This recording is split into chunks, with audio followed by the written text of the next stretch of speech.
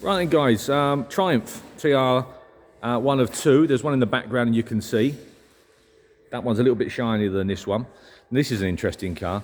Now first of all, I think I must point out that I've just been trying to speak to head office to find out about the registration number. I don't think it goes with the car. I'm 99.9% sure it doesn't go with the car. That's exactly as it's come out the barn. I think the plate is already gone. But please, if that's of vital importance to you, just do double check with the office. But like I say, I must start off with that point. I don't want to mislead anybody in any way. Anyway, so moving on. I'll show you around it basically. Engine's free. I've just had it in gear. In fact, I'll do it with you guys now. I've just popped it in gear and just been giving it a little shove backwards and forwards. There you go. Oh, if I can keep that still enough. There you go. You can see that just about. A bit difficult with one hand. All the other lads are busy. But anyway, so engine's free. We haven't even begun to get it fired up and things. I think it would do. Obviously, of course it would, with some perhaps an intravenous fuel feed and whatnot. But I think do the job right. It wants oil out the bottom, doesn't it? Poured back in the top. Engine wound round. Get a bit of lubricant round everywhere nicely by hand first. Yeah, you know, it wants a morning's worth of messing about. Have a quick look in the cars, make sure they're not gunged up. All the usual, you know what the score is. So anyway, there we are. So it's obviously it's obviously red, and it's obviously had a coating of blue hammerite in the engine bay here. I suppose to keep it looking tidy or to protect it back in the day. From the little bit I can see where that hammerite has been flaking off, like there, it looks really sound underneath. The flakiness, I'm sure, is far worse than you first look at. It's just the blue, what's the word? Hammerite, that's the word I'm looking for, that's been plastered on, which you could argue has done its job. You see what I mean about that? Look, as soon as you take the flake off, it doesn't look anything like as bad. So that's that.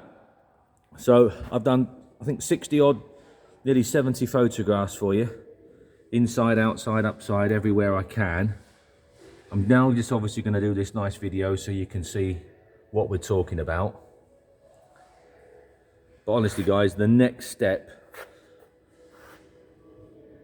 I think, is to view.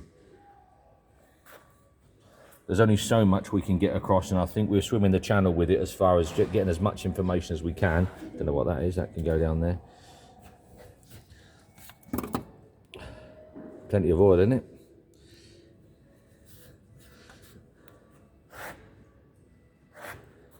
So there you go, that's hopefully taking you around the engine bay.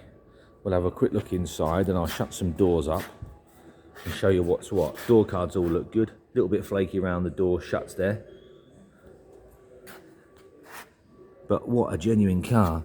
We've got some brake, just move that out of the way. We've got some brake calipers and stuff in Mum's shopping bag there. And then underneath there, the seats look good. Look at that, they look good. They look fine, don't they? They look sound as well, and they've got a nice bit of padding still in them. Period speakers in the back there. But right, genuine in there. We'll come back to the boot in a minute. Same on this side. Usual bit there where your arm rests.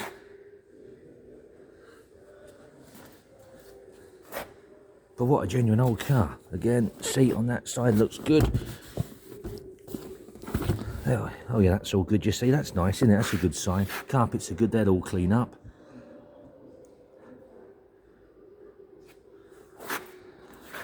Can't find an overdrive switch, so before you email, as far as I can see, we haven't got one.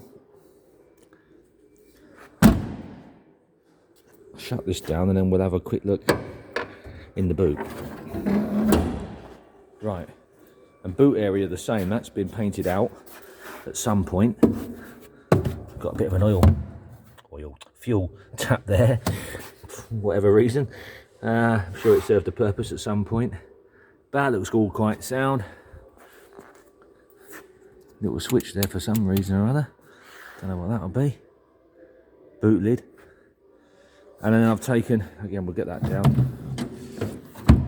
And then underneath I've taken loads of photographs, again as best I can. underneath. Flaky, very flaky. But a wire brush the flake off and it starts looking different again. At least we've got some balances and things, which is a good start, isn't it? Most of the chrome would actually, I mean, that's just with my finger. It's pitted a bit, but you'd maybe splitting hairs, but because you sandblast and paint the wheels, wouldn't you? Or bead blast and paint the wheels. The chrome, I think in most of the chrome would actually clean up. But if you're doing a full house, you'd have the front and back bumpers chrome, wouldn't you? Wouldn't just. But the spinners would clean up. Look, I think. Yeah.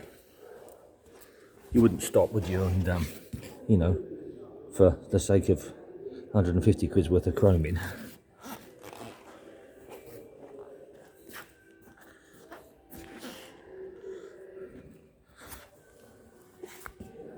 Underneath there, again, she's all there. Front balance is all there.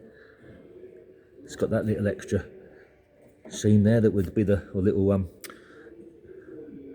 bend there that would normally sort of rot off, I suppose. Good all around the front. One of the lads just polished up that corner there. I mean, it's a big argument to say, isn't there? You give it a, you know, a massive T-cut and polish by hand. It's arguably what I would do, to be fair. I wouldn't start machine polishing it and all that. I'd just take my time and do a panel of an evening, so you don't, so you don't drive yourself insane.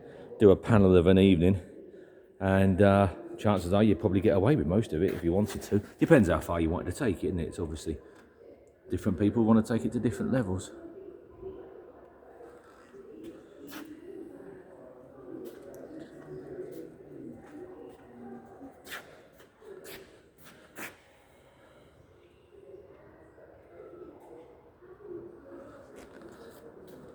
We haven't got the badges as far as I'm aware, so I assume there isn't any.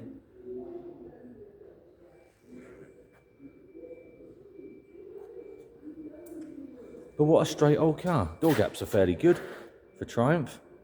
Let's face it, they were never going to win any awards for panel fit, were they?